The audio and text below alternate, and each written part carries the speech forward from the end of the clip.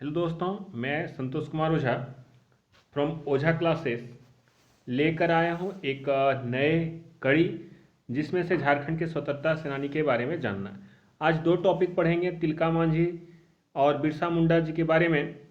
तो शुरू करते हैं। तिलका मांझी के बारे में जानने के लिए जितनी भी इन लोगों के बारे में जाना जाए बहुत कम होगी, लेकिन जो परीक्षाओं में आती है बार बार, उसी का एक संकलन लेकर के आए हैं आप लोगों के पास।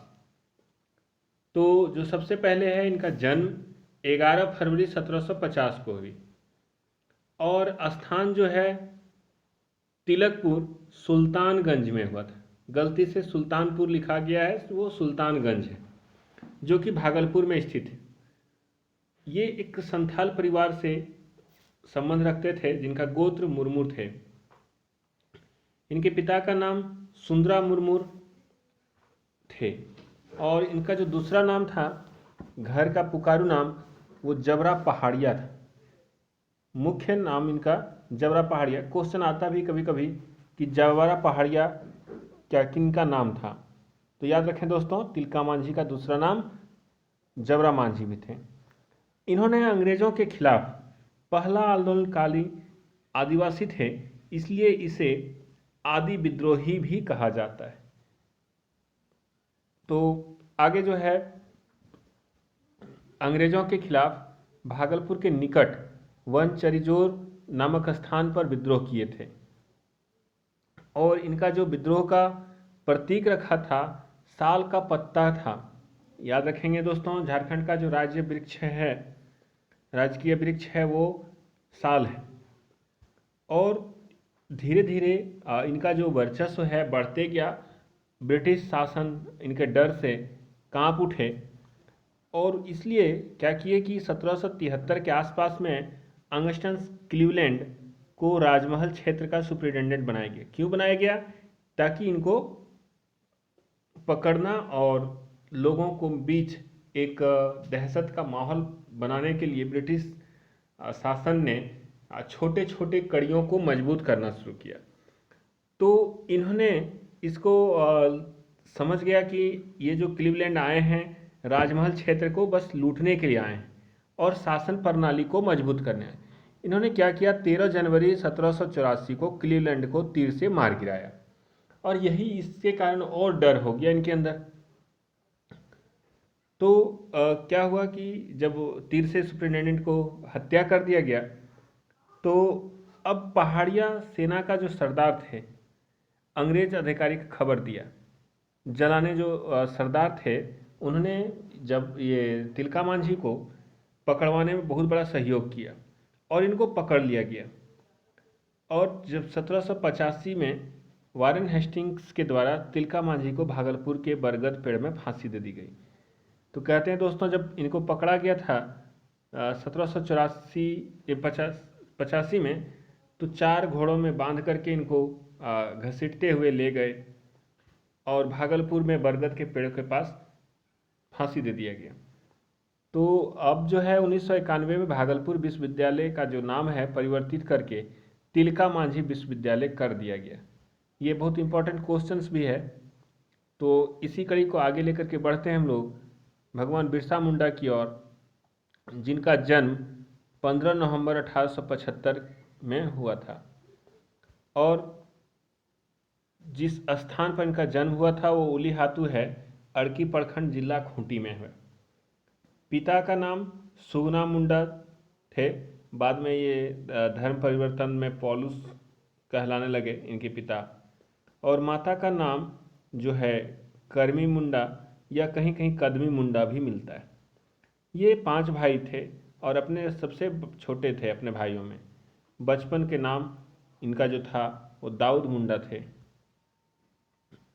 इनका ननिहाल, कभी कभी क्वेश्चंस पूछता है कि इनका ननिहाल किस जगह पर था।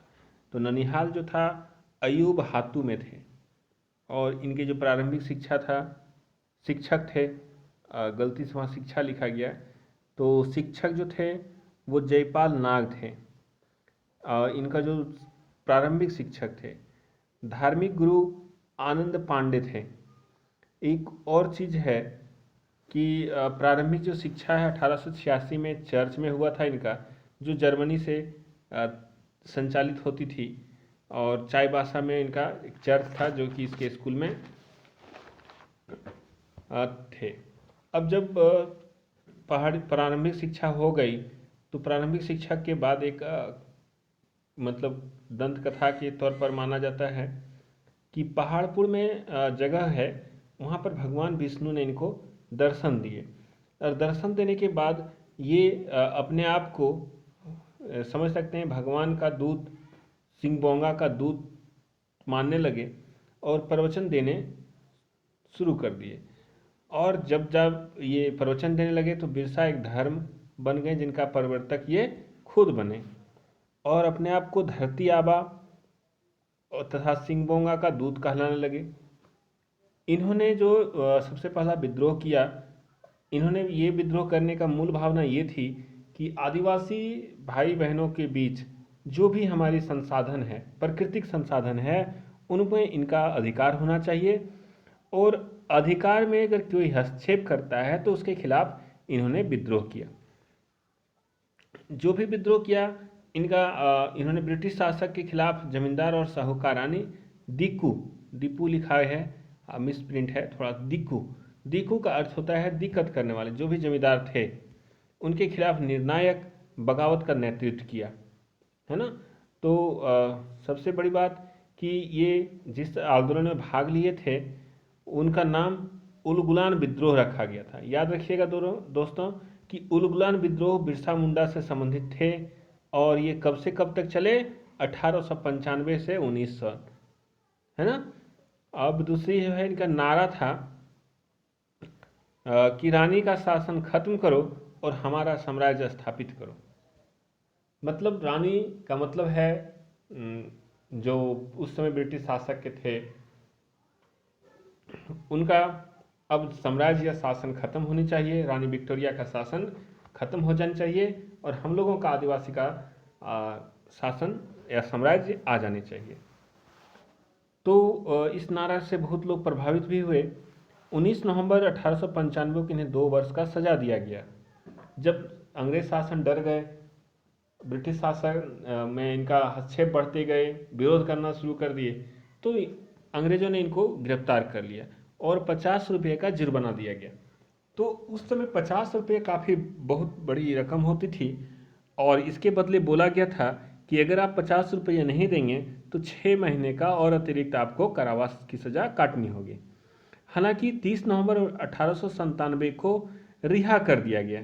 ये उस समय महारानी विक्टोरिया का हरिरक जयंती होती थी जिसमें से इनको छूट मिल गई उनके जयंती के अवसर पर।